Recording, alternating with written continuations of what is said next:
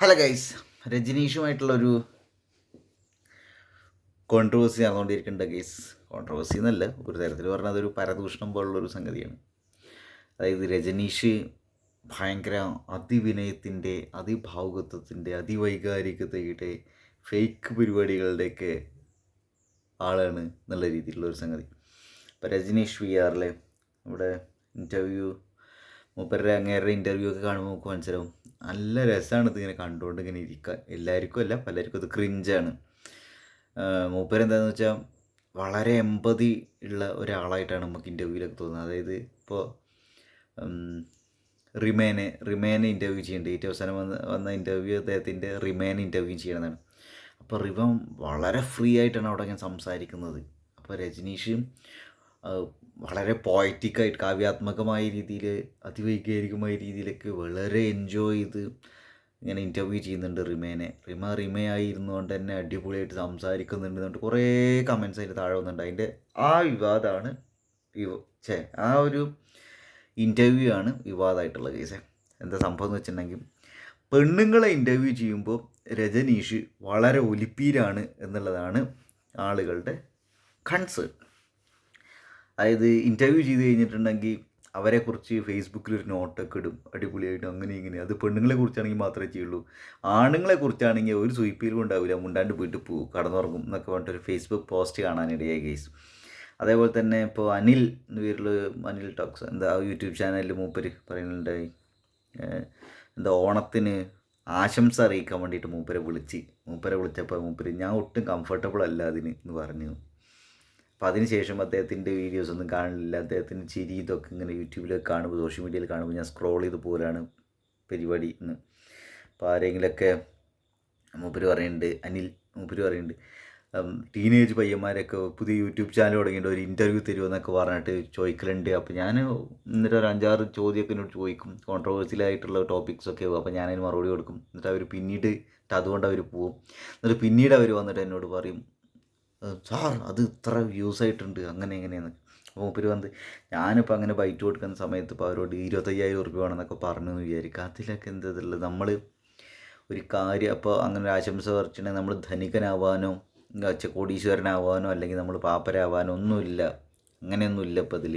അപ്പോൾ അതുകൊണ്ടൊക്കെ എന്താ വിഷയം എന്ന്, അത് ഭാവുകത്വം ഒക്കെയാണ് മൂപ്പരുടെ ഇൻ്റർവ്യൂവിൽ കാണിക്കുന്നത്. നമ്മൾ ഒരു കാര്യം ഇങ്ങനെ പറയുമ്പോൾ ആ ഒരു അംശം, നല്ല അംശം നമ്മളിലും കുറച്ചൊക്കെ വേണമെന്നൊക്കെ. അതിൻ്റെ താഴെയും വന്നിട്ട് നീ ആരാ രജനീഷിനെ കുറിച്ച് സംസാരിക്കുക, നിന്നേക്ക് അടിപൊളിയാണ് രജനീഷ് പക്ക പ്രൊഫഷണലാണ്, നിന്നെപ്പോലെയല്ല, അങ്ങനെയാണ് ഇൻ്റർവ്യൂ ചെയ്യേണ്ടത് വേണ്ടി കുറേ ആണെങ്കിലും പെണ്ണുങ്ങളും ഒക്കെ ഇവിടെ വന്നിട്ട് ഇങ്ങനെ മെയ്യുന്നുണ്ട്. അപ്പോൾ അതിൻ്റെ താഴെ അയാൾ ഫ്രോഡാണ് എന്നൊക്കെ പറഞ്ഞിട്ട് ചിലവർ കമൻറ്റ് ചെയ്യുന്നുണ്ട് കേസ്. അപ്പോൾ പൊതുജന അഭിപ്രായം പല തരത്തിലായിരിക്കും എന്നാണ് ഇന്ന് മനസ്സിലാക്കേണ്ടത്. ഇപ്പോൾ ഞാൻ എൻ്റെ ഒരു രജനീഷിൻ്റെ ഇൻ്റർവ്യൂസ് കാണുമ്പോൾ, പല ഇൻ്റർവ്യൂസും കാണുമ്പോൾ ഇപ്പോൾ അന്നമ്മയായിട്ടുള്ള ഇൻ്റർവ്യൂ തോന്നണം, രജനീഷ് ഇങ്ങനെ കരയുന്നുണ്ട്, അന്നമ്മ ഇങ്ങനെ ഓരോ കാര്യങ്ങൾ പറഞ്ഞപ്പോൾ. അപ്പോൾ എനിക്ക് വന്ന് അന്നമ്മയുടെ ഇൻ്റർവ്യൂ കാണുമ്പോൾ, അന്നമ്മയുടെ എന്നല്ല, ഒരാൾ ആരെയാണോ ഇൻ്റർവ്യൂ ചെയ്യുന്നത്, ആ ഇൻ്റർവ്യൂ ചെയ്യപ്പെടുന്ന ആളുകൾ അവരുടെ പേഴ്സണൽ ലൈഫിലെ കാര്യങ്ങളൊക്കെ പറയുമ്പോൾ ആ നമുക്ക് വരുന്ന വൈകാരികമായ കാര്യം രജനീഷ് എക്സ്പ്രസ് ചെയ്യുന്നതായിട്ട് എനിക്ക് തോന്നിയിട്ടുണ്ട്. അപ്പോൾ അദ്ദേഹത്തിൻ്റെ ഉള്ളിൽ നല്ലൊരു മനുഷ്യനുണ്ട് എന്നതിൻ്റെ ഒരു തെളിവായിട്ടാണ് എനിക്കത് തോന്നിയിട്ടുള്ളത്. അദ്ദേഹം അങ്ങനെ ഇടപഴകുന്നതും പ്രതികരിക്കുന്നതും ഒക്കെ. പിന്നെ അദ്ദേഹത്തിൻ്റെ ചോദ്യങ്ങൾ എന്നൊക്കെ പറഞ്ഞാൽ ഒരാളെ ഒട്ടും ഇൻസൾട്ട് ചെയ്യാത്ത രീതിയിൽ, മുൾമുനയിൽ നിർത്താത്ത രീതിയിൽ, മുൾമുനയിൽ പറഞ്ഞാൽ ഞാൻ ഉദ്ദേശിച്ച് വിവാദപരമൊന്നല്ലാത്ത രീതിയിൽ മൂപ്പര് ഒരു സാധാരണ മനുഷ്യൻ രീതിയിൽ സംസാരിക്കുന്നതായിട്ട്, ഇടപഴകുന്നതായിട്ട്, മൂപ്പര് ജോലി ചെയ്യുന്നതായിട്ട് എനിക്ക് തോന്നിയിട്ടുണ്ട്. എനിക്കത് അതിൽ ഹാറ്റ്സ് ഓഫ് ടു യു. പക്ഷേ ഇതിൻ്റെ സംഭവം ഇതാണ്, വല്ലാണ്ട് ഒലിപ്പീരായിട്ടൊക്കെ അത് നമുക്ക് ചില സമയത്ത് തോന്നും കേസ്. അതിപ്പോൾ ഞാൻ ഇപ്പോൾ എൻ്റെ വീഡിയോ ഇങ്ങനെ ചെയ്യുമ്പോൾ ഇത് ക്രിഞ്ചായി തോന്നണ കുറേ ആളുകളുണ്ടായിരിക്കും. ഇപ്പോൾ ഞാൻ പല്ലുകൂടി തേക്കാണ്ടായിരുന്നു നേരം വെച്ചാൽ വേണ്ടിയിട്ട് വീഡിയോ കാണുന്നത്, ഈ വീഡിയോ ചെയ്യുന്നത്. അപ്പോൾ അത് ഇഷ്ടപ്പെടുന്ന, അപ്പോൾ ഞാൻ എന്താ വെച്ചാൽ കുറച്ച് റോ ആയിട്ട് ഇരുന്നോട്ടെ എന്നല്ല, എനിക്ക് മടിയാണ് ഇത് എഡിറ്റ് ചെയ്യാനൊക്കെ. അപ്പോൾ നമ്മൾ വല്ലാണ്ട് പ്ലാൻ ചെയ്തിട്ട് പോയിൻറ്റ്സൊക്കെ ഓർത്ത് വെച്ചിട്ടും അല്ല പറയണത്. അപ്പോൾ ആ ഒരു ഫ്ലോയിൽ ഇങ്ങനെ ചെയ്യണതായിരിക്കും. അപ്പോൾ രജനീഷ് അത് പ്ലാൻഡായിട്ട് ചോദ്യങ്ങളൊക്കെ നേരെ തൊട്ട് പ്ലാൻ ചെയ്തിട്ടൊക്കെ ഉണ്ടാവില്ല. ഒരു 10 ചോദ്യങ്ങളെങ്കിൽ 10 ചോദ്യങ്ങൾ, അല്ലെങ്കിൽ 5 ചോദ്യങ്ങൾ. പിന്നെ മൂപ്പര് പ്രൊഫഷണലായ മനുഷ്യനാണ്. അപ്പോൾ മൂപ്പര് ആ രീതിക്ക് കാര്യങ്ങളൊക്കെ ഉണ്ടാവുക. പിന്നെ വേറൊരു കാര്യമുണ്ട്, മൂപ്പരുടെ ഇൻ്റർവ്യൂസിനൊക്കെ നല്ല വ്യൂസ് ഉണ്ട്, നല്ല ആരാധകരുണ്ട് മൂപ്പരതിൽ. അപ്പോൾ നമ്മൾ സാധാരണക്കാരെ പോലുള്ള ഒരവസ്ഥയല്ല മൂപ്പരുടെ ഇൻ്റർവ്യൂസ്. മൂപ്പര് സംസാരിക്കുന്ന കാര്യങ്ങൾ അങ്ങനെ എടുക്കാം, സംസാരിക്കുന്ന ഇടപഴകുന്നു. അപ്പോൾ അത് ഇപ്പോൾ അമ്മയെ തല്ലിയാൽ രണ്ട് രണ്ട് പക്ഷം എന്ന് പറഞ്ഞ പോലെ രജനീഷിൻ്റെ ഇൻ്റർവ്യൂസ് കാണുമ്പോൾ രജനീഷ് ഒലിപ്പിക്കലാണ്, രജനീഷ് ക്രിഞ്ചാണ്, രജനീഷ് ഫ്രോഡാണ്, എന്താണ് പക്കാ ഫേക്കാണ് എന്നൊക്കെ പറയണ ഒരു കൂട്ടം ആളുകൾ ഈ സൈഡിലുണ്ടായിരിക്കും. അല്ലെങ്കിൽ പെണ്ണുങ്ങളോട് മാത്രം ആണ് ഒലിപ്പീര് സംഭവങ്ങളിൽ, ആണുങ്ങളോട് അതില്ല, അങ്ങനെയൊക്കെ പറയുന്ന ടീംസൊക്കെ ഒരു പക്ഷത്തുണ്ടായി. ഇത് നേരെ എതിർപക്ഷം എന്ന് പറയാൻ പറ്റും. അപ്പുറത്തെ സൈഡിൽ ഒരു ടീമുണ്ട്, രജനീഷിനെ വലിയ രീതിയിൽ ആരാധിക്കുന്ന, ഇഷ്ടപ്പെടുന്ന, രജനീഷിൽ നല്ലൊരു മനുഷ്യനെ കാണുന്ന, അങ്ങനെ വേണം ഇൻ്റർവ്യൂവർ എന്നൊക്കെ പറയുന്ന, Rajneesh is the best interviewer എന്നൊക്കെ പറയുന്ന ഒരു ടീം ഉണ്ട്.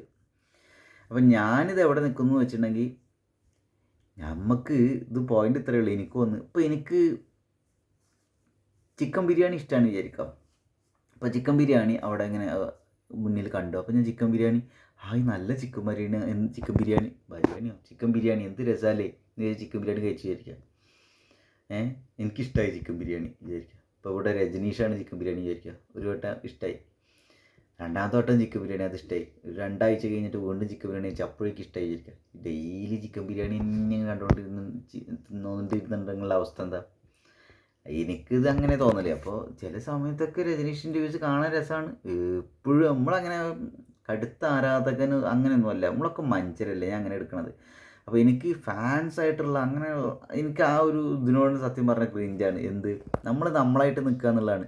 ചില സമയത്ത് അടിപൊളിയായിട്ട് ആൾക്കാർക്ക് ഇഷ്ടമാവും, നമ്മളെ ഇഷ്ടപ്പെടാത്ത ആൾക്കാരും ഉണ്ടായിരിക്കും. ചില സമയത്ത് ക്രിഞ്ചായിട്ട് തോന്നും, ചില സമയത്ത് എന്താ പറയുക, നമ്മൾ മനുഷ്യരല്ലേ, നമ്മുടേതായ രീതിയിൽ അബദ്ധങ്ങൾ, അപാകതകൾ, തെറ്റുകൾ ഒക്കെ വരും. അപ്പോൾ അതൊക്കെ കറക്റ്റ് ചെയ്തുകൊണ്ട് മുന്നോട്ട് പോവുക, സോറി പറയാൻ പഠിക്കുക എന്നൊക്കെ. രജനീഷിൻ്റെ ഇതിലേക്ക് എനിക്ക് ഏറ്റവും അടിപൊളിയായിട്ട് തോന്നിയ സംഗതി എന്താ വെച്ചാൽ, മൂപ്പര് ഇമോഷണലായിട്ടുള്ള ഒരു എന്താ പറയുക, ഒരു കണക്ഷൻ ആ ഇൻ്റർവ്യൂ ചെയ്യുന്ന ആളുകളായിട്ട് ഉണ്ടാക്കിയെടുക്കുന്നതായിട്ട് എനിക്ക് തോന്നുന്നുണ്ട് ഇൻ്റർവ്യൂവിൽ. അപ്പോൾ നമുക്ക് ആ ഒരു വേവ് ലെങ്ത് ഇങ്ങനെ കിട്ടും.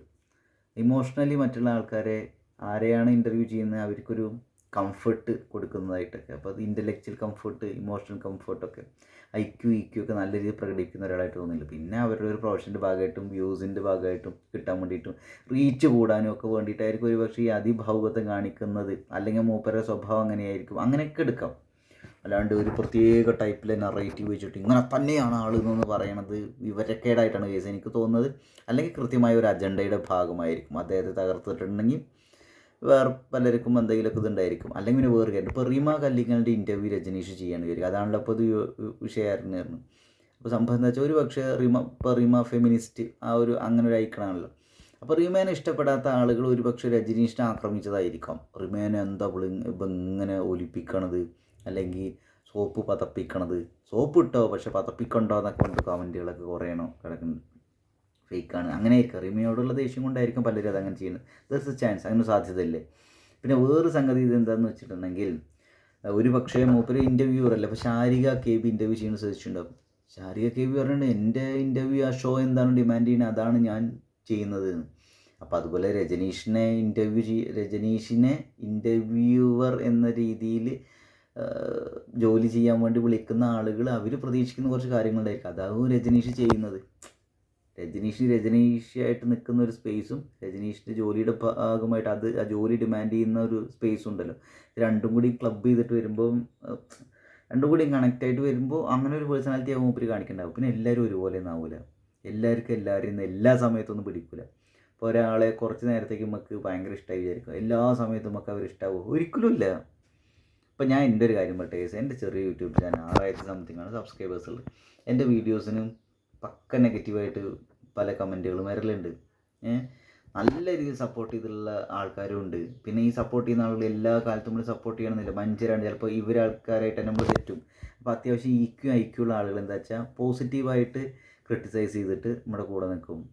അതായത് ഇങ്ങനെയൊക്കെ മിസ്റ്റേക്കുകളുണ്ട്, ഇതൊക്കെ തിരുത്തണം, അല്ലെങ്കിൽ ഇതൊക്കെ അടിപൊളിയാണ്, ഈ പോയിൻ്റ് എപ്പോഴും മറക്കരുത്, ഇത് അടിപൊളിയായിട്ടുണ്ട്, അല്ലെങ്കിൽ ഇങ്ങനെ വേണം ചെയ്യാൻ, അതൊക്കെ അങ്ങനെ പല രീതിയിൽ ആളുകൾ അഭിപ്രായം പറയും. അപ്പം നമ്മൾ ആ അഭിപ്രായത്തിൽ നിന്നൊക്കെ എന്താ വെച്ചാൽ കുറേ കാര്യങ്ങൾ പോസിറ്റീവായിട്ട് എടുക്കാണ്ടായിരിക്കും. ചിലത് എന്താ പറയുക വെച്ചാൽ നമ്മളെ തളർത്തി കളയുന്നതായിട്ടൊക്കെ ഉണ്ടായിരിക്കും. മനുഷ്യരല്ലേ പുള്ളി, ഇതൊന്നും കാര്യമില്ല എന്നല്ല ഞാൻ ഇപ്പോൾ എന്താ പറയുക, ഞാൻ പറഞ്ഞത് നിങ്ങൾക്ക് മനസ്സിലാവുകൊണ്ട് തോന്നുന്നു.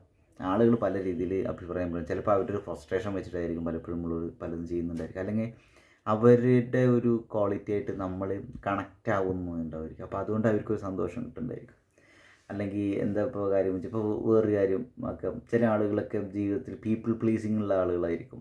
പിന്നെ ഒരാളെ വിഷമിപ്പിക്കരുത്, ഒരാളെ ഹേർട്ട് ചെയ്യരുത്, നോ പറയുന്നുണ്ട്, നോ പറയാത്ത രീതിയിലുള്ള അങ്ങനെ ആളുകൾക്ക് ഉണ്ടായിരിക്കും. അപ്പോൾ അങ്ങനെയുള്ള ആളുകൾക്കൊക്കെ ഒരുപക്ഷെ എന്താ പറയുക, രജനീഷിൻ്റെ ഇൻ്റർവ്യൂ ഒക്കെ കാണുമ്പോൾ തോന്നുന്നുണ്ടായിരിക്കാം, മൂപ്പര് കണ്ടോ എത്ര സപ്പോർട്ടീവായിട്ടാണ് സംസാരിക്കുന്നത്, എന്ത് രസമായിട്ടാണ് സംസാരിക്കുക, എത്ര അതാണ് ഹോം എന്നുള്ള രീതിയിൽ.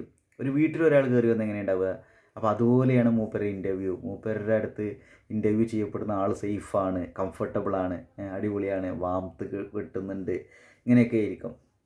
അപ്പോൾ അത് കണ്ടോ അയാൾ ഇന്നെ പോലെയാണ്, അല്ലെങ്കിൽ എൻ്റെ മൈൻഡിൻ്റെ ഉള്ളിലുള്ള ഉത്തമ പുരുഷനാണ് രജനീഷ്, അങ്ങനെയൊക്കെ വിചാരിക്കുന്ന ടീംസ് ഉണ്ടായിരിക്കും. സ്ത്രീകൾക്കും ഇത് ഭയങ്കര ഇഷ്ടമായിരിക്കും. കണ്ടോ രജനീഷ് എന്ത് രസമുള്ള മനുഷ്യനാണ്, മൂപ്പര് ചിരി കണ്ടോ, മൂപ്പര് എത്ര ഇമോഷണലി ആയിട്ടുള്ള മനുഷ്യരാണ്, ഇമോഷണലായിട്ട് മനുഷ്യരാണ് എന്നൊക്കെ.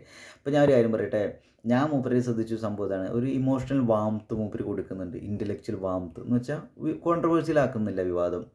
മാത്രമല്ല മൂപ്പര് സംസാരിക്കുന്ന രീതി, ഇമോഷണൽ സൈഡ് മൂപ്പര് കാണിക്കുന്നുണ്ട്. പൊതുവേ മാസ്കുലിനിറ്റി എന്നുള്ള രീതിയിൽ ആളുകൾ ചെയ്യുന്നൊരു സംഭവം എന്ന് വെച്ചാൽ ഇമോഷണൽ സൈഡ് ഐഡിയ വെച്ചിട്ട് ഇൻ്റലക്ച്വൽ കുതുകിയല്ല ഇതിന് പറയും, ഞാൻ പറഞ്ഞ സംഗതി മനസ്സിലുണ്ട്, ബുദ്ധിജീവി ബുജ്ജി ഈ ഒരു സാധനമാണ് പൊതുവെ കാണിക്കാൻ ശ്രമിക്കുക. അതെന്തോ വലിയ സംഭവമാണ് ലെവലിൽ റാഷണൽ മൈൻഡ് സെറ്റ് മാത്രം അടിപൊളി, വിവാദം ഉണ്ടാക്കുക, തെറി വിളിക്കുക, അതൊക്കെ വലിയ സംഭവം എന്ന രീതിയിൽ വിചാരിക്കുന്ന ഒരു ലോകത്ത് രജനീഷിൻ്റെ ഒരു ഇമോഷണൽ സൈഡ് കാണിക്കാൻ പറ്റുന്നുണ്ടെങ്കിൽ അത് സ്ത്രീകളും വളരെ പോസിറ്റീവായിട്ടുണ്ടായിരിക്കും. പക്ഷേ ചില പുരുഷന്മാർക്ക് അത് പിടിക്കുന്നില്ലായിരിക്കും. അത് അങ്ങനെയൊക്കെ ആയിരിക്കും അത്.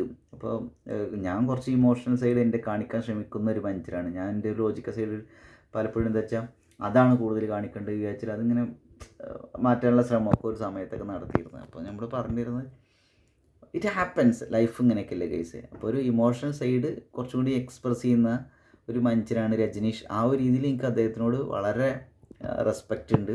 പിന്നെ എല്ലാവരും ആയിരിക്കാനുള്ള ഒരു സ്പേസ് ഈ ലോകത്തുണ്ട്. നമ്മളതിൽ കയറിയിട്ട് ആൾ മോശമാണ്, ഫ്രോഡാണെന്നൊക്കെ പറഞ്ഞൊരു എനിക്കത് പ്രത്യേകിച്ചും തോന്നുന്നില്ല. ഈ പറയുന്ന രജനീഷെ തെറി വിളിക്കുന്ന ആളുകളൊക്കെ ഡീസൻ്റ് ആണല്ലോ അല്ലേ. അപ്പോഴും ഒരു പോയിൻ്റ് ഉണ്ട്, ഞാൻ എൻ്റെ പോയിൻറ്റിന് ഞാൻ തന്നെ ക്വസ്റ്റ്യൻ ചെയ്യട്ടെ. അതായത് ഇപ്പോൾ ഒരാളെ ഇപ്പോൾ രജനീഷ് ഫേക്കാണെന്ന് ഒരാൾ പറഞ്ഞു വിചാരിക്കാം. അപ്പോൾ ഞാൻ ഇപ്പോൾ പറഞ്ഞ ലോജിക്ക് വെച്ച് നോക്കുകയാണെങ്കിൽ രജനീഷ് ഫേക്കാണെന്ന് പറഞ്ഞ മനുഷ്യൻ അപ്പോൾ ഫേക്കല്ലേ, അടിപൊളിയാണില്ലേ, ജെനുവിനാണില്ലേ. അപ്പോൾ ജെനുവിനായ ആളുകൾക്ക് മാത്രമാണ് ഒരാളെ ഫേക്ക് എന്ന് പറയാൻ പറ്റുള്ളൂ. അപ്പോൾ അങ്ങനെയൊന്നുമില്ല. അപ്പോൾ ഒരാളിപ്പോൾ കള്ളനായിട്ടുള്ള ഒരാൾക്ക് വേറൊരാൾ കള്ളനാണെന്ന് പറയാൻ എന്താ ഇപ്പോൾ ഇവിടെ പ്രശ്നം എന്നൊക്കെ, നമ്മൾ ആശയത്തെ മാത്രം എടുത്താൽ മതി എന്ന് അങ്ങനെയും വേണമെങ്കിൽ എടുക്കാം. അപ്പം ഞാനിപ്പോൾ പറഞ്ഞു വന്ന പോയിൻ്റ് ഇത്രയാണ് കേസ്. ഏതോ ഒരു ആൾ പറഞ്ഞിട്ട് ഐൻസ്റ്റീനാണോ ന്യൂട്ടനാണോ പറഞ്ഞത്, ഈ ലോകത്ത് ആറ്റംസും അഭിപ്രായങ്ങളും മാത്രമേ ഉള്ളൂ എന്ന്. അപ്പോൾ അതൊക്കെ അഭിപ്രായങ്ങളാണ്, ഓരോരുത്തരുടെ അഭിപ്രായം. ഇതിൽ സത്യം ഏത് നുണ ഏത് അങ്ങനെയൊന്നുമില്ല, ഓരോരുത്തർക്കും ഓരോ അഭിപ്രായം. ഇപ്പോൾ എൻ്റെ അഭിപ്രായമാണ് നിങ്ങളുടെ അഭിപ്രായം. അപ്പോൾ നിങ്ങളുടെ അഭിപ്രായത്തിന് ഒരു തരത്തിൽ പറഞ്ഞാൽ റെസ്പെക്റ്റ് ചെയ്യണം, എൻ്റെ അഭിപ്രായത്തിൽ റെസ്പെക്റ്റ് ചെയ്യണം. ഇപ്പോൾ ബിഗ് ബോസ് കാണുന്നവരല്ലേ നമ്മൾ, ലക്ഷ്മിക്ക് ലക്ഷ്മിയുടെ അഭിപ്രായമുണ്ട്, അത് തെറ്റാണ് മോശമാണ് പറഞ്ഞ കുറേ ആളുകളുണ്ട് ഇന്നത്തെ ഒരു കാലഘട്ടത്തിൽ. ഒരിക്കലും ഇത് ലക്ഷ്മി അങ്ങനെ പറയാൻ പാടില്ല. പുരോഗമനത്തിനും എന്താ പറയുക കത്തി വെക്കുന്ന രീതിയിലുള്ള അഭിപ്രായമാണ് ലക്ഷ്മിയുടേത്. പക്ഷേ അതൊരു അഭിപ്രായമാണ് ലക്ഷ്മിയുടെ. അപ്പോൾ നമ്മളത് ചർച്ച ചെയ്യുക എന്നുള്ളതാണ് അതിൻ്റെ കാര്യം. നമ്മൾ ചർച്ച ചെയ്യുക എന്നല്ല കേട്ടോ ഞാൻ പറഞ്ഞത്, ചർച്ച ചെയ്യപ്പെടും എന്നുള്ളതാണ് അതിൻ്റെ ഒരു കാര്യം. അപ്പോൾ അവിടെ പറഞ്ഞൊന്ന് രജനീഷായിട്ട് ഇരിക്കാനുള്ള സ്പേസ്, അർഹത, യോഗ്യത ഈ സമൂഹത്തിലുണ്ട്. അല്ലാണ്ട് രജനീഷിനെ ഭ്രഷ്ട് കൽപ്പിക്കാനൊന്നും പറ്റില്ല. ഭ്രഷ്ട് കൽപ്പിക്കാൻ പലരും ശ്രമിക്കുന്നുണ്ടായിരിക്കും, പലർക്കും അത് ക്രിഞ്ചായിട്ട് തോന്നുന്നുണ്ടായിരിക്കും. അതെന്തോ ആയിക്കോട്ടെ. ഇപ്പോൾ എനിക്കും ചില സമയത്ത് ക്രിഞ്ചായി തോന്നുന്നുണ്ടാവും, എൻ്റെ വീഡിയോ നിങ്ങൾക്ക് ക്രിഞ്ചായി തോന്നുന്നുണ്ടാവും എന്ന് എഴുതിയിട്ട് നമ്മളായിട്ട് നിൽക്കുക. നമ്മൾ ഇഷ്ടപ്പെടുന്ന ആളുകൾ തന്നെ നമ്മളൊരു സമയത്ത് വെറുക്കുകയും ചെയ്യും, വീണ്ടും ഇഷ്ടപ്പെട്ടിട്ടുണ്ടായിരിക്കും. നമ്മളിന്ന് വെറുക്കുന്ന ആളുകൾ നാളെ ഇഷ്ടപ്പെടുന്നുണ്ടായിരിക്കും, ഒക്കെ ഉണ്ടായിരിക്കും. നാനാത്വത്തിലേക്കത്വം അങ്ങനെ പല തരത്തിലുള്ള പ്ലൂരലായിട്ടുള്ളൊരു സമൂഹത്തിൽ നമ്മൾ ജീവിച്ചുകൊണ്ടിരിക്കുന്നത്. അപ്പോൾ പല രീതിയിലെ ആളുകൾക്ക് അവരുടേതായ ഒരു സംഗതി എക്സ്പ്രസ് ചെയ്ത് ജീവിച്ചോട്ടെ. Live and let others live, അത്രേ ഉള്ളൂ അല്ലേ. വളരെ സിമ്പിളായിട്ട് എടുക്കുക. ഇനി ഇത് പറഞ്ഞത് ഒരുപാട് വലിയ വീഡിയോ, 14 മിനിറ്റിൻ്റെ വീഡിയോ. നിങ്ങളുടെ അഭിപ്രായങ്ങൾ കമൻറ്റ് ചെയ്യുക ഗൈസ്. രജീഷിൻ്റെ അതിൻ്റെ താഴെ വന്നിട്ട് കുറേ കമൻറ്റുകളുണ്ട്, ആ കമൻറ്റുകളൊന്നും വായിക്കണം എന്ന് വിചാരിച്ചിട്ടുണ്ടായിരുന്നു. വേണ്ട, അപ്പോൾ തൽക്കാലം ഇങ്ങനെ പോട്ടെ. ഇപ്പോൾ കൂടുതൽ ഇതുണ്ട്. ഇപ്പോൾ ഫേസ്ബുക്കിലൊക്കെ ഇഷ്ടംപോലെ പോസ്റ്റുകൾ കാണുന്നുണ്ട് രജനീഷിനെ വിമർശിച്ചുകൊണ്ട്. അതേപോലെ തന്നെ യൂട്യൂബ് ചാനലിലൊക്കെ മൂപ്പര ഇൻ്റർവ്യൂവിന് താഴെ കമൻറ്റൊക്കെ വന്ന് എന്താ അറിയുമോ, വേറൊരു യൂട്യൂബർ ഇങ്ങനെ പറയുന്നുണ്ടായിരുന്നു ആ വീഡിയോ ഡിലീറ്റ് ചെയ്തു എന്നൊക്കെ. നോക്കുമ്പോൾ ആ വീഡിയോയുടെ കിടക്കുന്നുണ്ടല്ലോ, ഞാൻ ഡിലീറ്റ് ചെയ്തിട്ട് അല്ലാണ്ട് പ്രൈവറ്റ് ആക്കി വെച്ചിട്ട് പിന്നീട് പബ്ലിക് ആക്കിയതാണ്. എന്തായാലും വീഡിയോ നല്ല റീച്ച് ഉണ്ട് ഗൈസ്, അത്രേ ഉള്ളൂ. ഇന്ന് മലയാളത്തിലുള്ള ഏറ്റവും മികച്ച ഇൻ്റർവ്യൂവേഴ്സിൽ ഒരാൾ രജനീഷാണെന്നുള്ളതിൽ ഒരു സംശയവുമില്ല. ഇങ്ങനെ കോൺട്രവേഴ്സികൾ അല്ലെങ്കിൽ പോസിറ്റീവ് നെഗറ്റീവായിട്ട് ആളുകൾ ഇൻ്റർവ്യൂവറെ കുറിച്ച് ഇങ്ങനെ സംസാരിക്കുമ്പോൾ എന്തായാലും അദ്ദേഹത്തിൻ്റെ കരിയർ കൂടുതലും വിപുലീകരിക്കപ്പെടുകയാണ് എന്ന് പറയാതിരിക്കാൻ വയ്യ. മൂപ്പര് ഒരുപക്ഷെ ആഗ്രഹിക്കുന്നത് അതായിരിക്കാം. എന്തായാലും രജനീഷ് മലയാളത്തിലെ ഏറ്റവും മികച്ച ഇൻ്റർവ്യൂവേഴ്സിൽ ഒരാളാണ് എന്ന് പറയാതിരിക്കാൻ കഴിയില്ല. I really respect him. അദ്ദേഹം എങ്ങനെ ആയിക്കോട്ടെ, എന്തോ കാണിച്ചോട്ടെ, പക്ഷേ അദ്ദേഹം നല്ല IQ ഒക്കെ ഉള്ള ഒരു മനുഷ്യനാണ്. അത്യാവശ്യം ജീവിതം കണ്ട ഒരാളാണ്, അത്യാവശ്യം വായിച്ചുള്ള ഒരാളാണ്, സിനിമ കണ്ടുള്ള ഒരാളാണ്, നാടകങ്ങൾ കണ്ടുള്ള ആളാണ്, പൊതു ഇതിൽ ഇടപെടുന്ന ആളാണ്. അങ്ങനെയുള്ള ആളുകളെ നമുക്ക് എന്തായാലും തള്ളിക്കളയാനാവില്ല, ഒരാളെ തള്ളിക്കളയാനാവില്ല. എല്ലാവർക്കും അവരുടേതായ സിഗ്നിഫിക്കൻസ് ഉള്ള പോലെ രജനീഷിൻ്റെതായ വളരെ ഇമ്പോർട്ടൻ്റ് ആയിട്ടുള്ള ഒരു റോൾ ഈ സമൂഹത്തിൽ കൈകാര്യം ചെയ്യാണ്ട് അത് അദ്ദേഹം കൈകാര്യം ചെയ്യുന്നുണ്ട്. ആ കൈകാര്യം ചെയ്യുന്ന രീതി ഒരാൾക്ക് അല്ലെങ്കിൽ ആളുകൾക്ക് ഇഷ്ടപ്പെടുന്നില്ല എന്നതുകൊണ്ട് പ്രത്യേകിച്ചൊന്നും പറയുന്നില്ല. ഇഷ്ടപ്പെടാത്തവർ ഇഷ്ടപ്പെടണ്ട, ഇഷ്ടപ്പെടുന്നവർ ഇഷ്ടപ്പെടും. ഇഷ്ടക്കേടൊക്കെ കൂടിയും കുറഞ്ഞൊക്കെ വരും, മാറി മറിഞ്ഞൊക്കെ വരും, അത്രയേ ഉള്ളൂ. That's life. സോ രജനീഷ്, താങ്കൾ എപ്പോഴെങ്കിലും ഈ വീഡിയോ കാണുകയാണെങ്കിൽ താങ്കളായിട്ട് ഇരിക്കുക. അതിന് ഇഷ്ടപ്പെടുന്ന കുറേ ആളുകളുണ്ട്. നമ്മളായിട്ട് ഇരിക്കണതിന് ഒരു ബ്യൂട്ടി ഉണ്ട്. ചിലവർക്ക് അത് ക്രിഞ്ചായി തോന്നും, സ്വാഭാവികം. ആദ്യമായിട്ടാണ് ചാനൽ കാണുമെങ്കിൽ സബ്സ്ക്രൈബ് ചെയ്യുക ഗൈസ്.